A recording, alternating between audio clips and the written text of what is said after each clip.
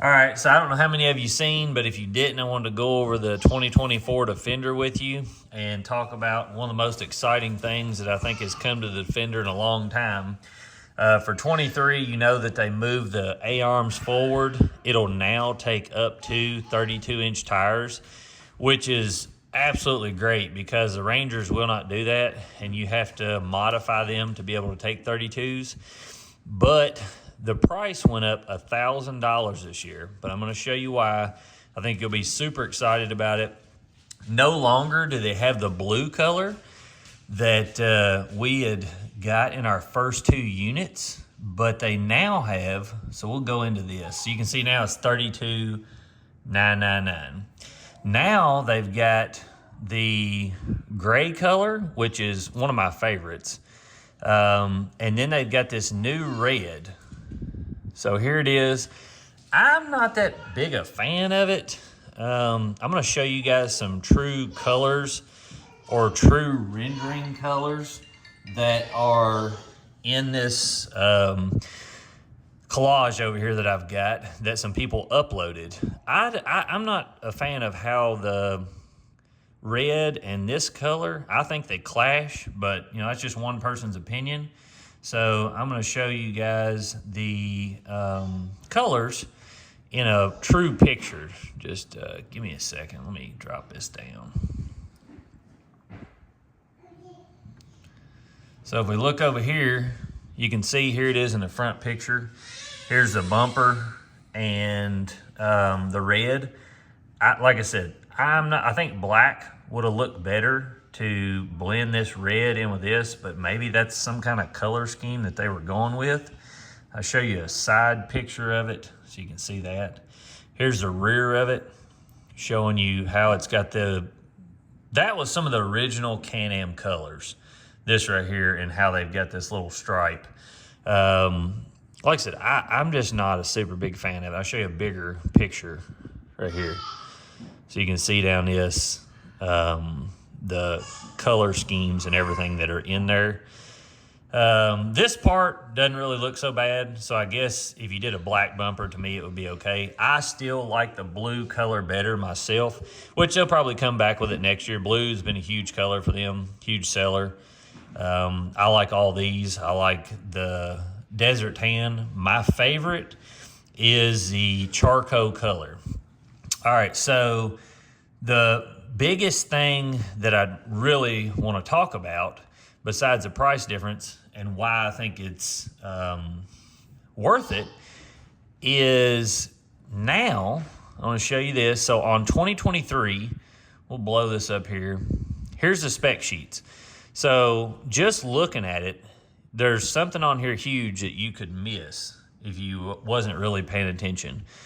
So if you look here under Drivetrain, you've got selectable turf mode, two-wheel drive, four-wheel drive with Visco lock, auto locking front differential. Now you guys know my thoughts on Visco lock.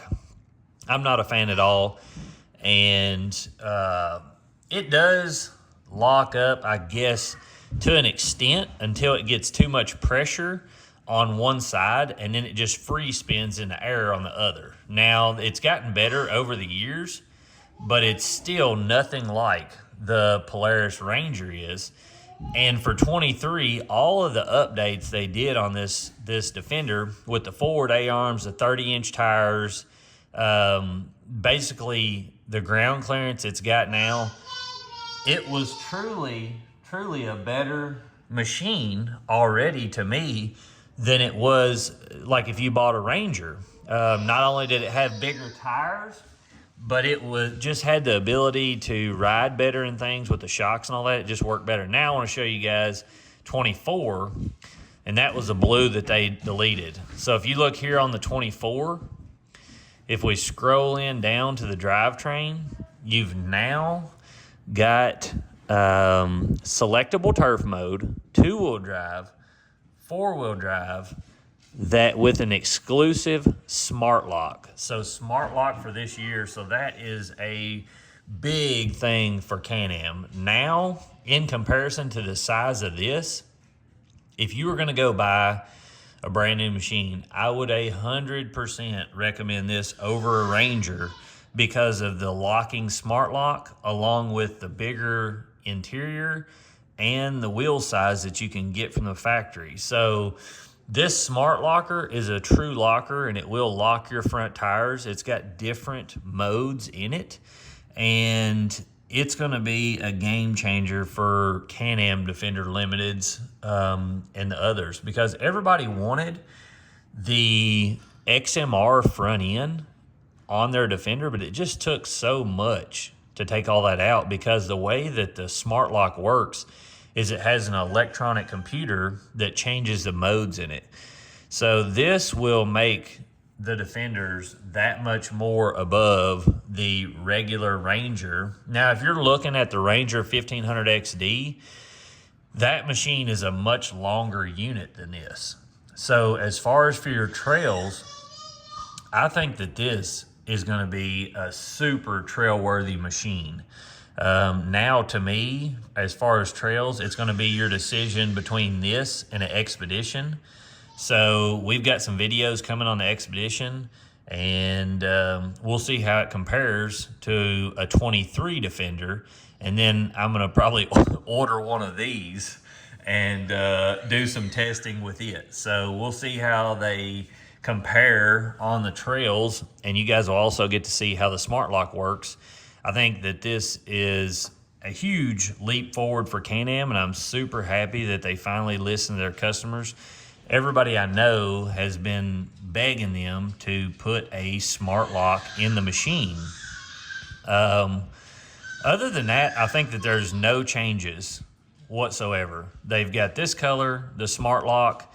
Someone had said that they've got some interior changes in the inside, and sometimes we can go into that. So let's see if we go into here and we open up the actual computer diagram. Sometimes you can zoom into the inside. So let's see if we can see a color difference on the inside. Yeah, it does look like that one's got gray siding and black instead of the tan and black. Let's see if we can look here and spin it around. I don't guess you can spin in that one. Let's go back to this. See if we can zoom the machine around. Yeah, it looks gray to me, which someone had said that on the forums. Said that it had gray interior instead of the tan. And what I'm talking about is this all used to be like a cattle tan leather in that.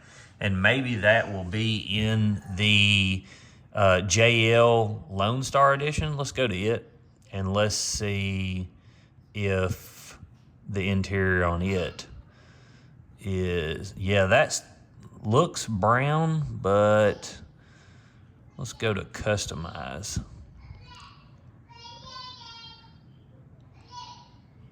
Yeah, so what they're going to do is on the Limiteds, you're going to have the gray on the sides and the black in the center. And then on the Lone Star Edition, which is their highest end model, it comes with a JL Audio roof. It's going to come with this tan interior. And my prediction is for 2025, they'll put the screen and do some interior changes on these, whereas now you can't get something that competes with Ride Command right here. But in the new R, you've got that dash that goes in it, and I think that they'll switch this panel and switch the dash, and they'll have the dash to where it competes with Ride Command, and then they'll raise the price again. It's all marketing. So anyway, I hope this helps you guys in your video or in your looking into these machines.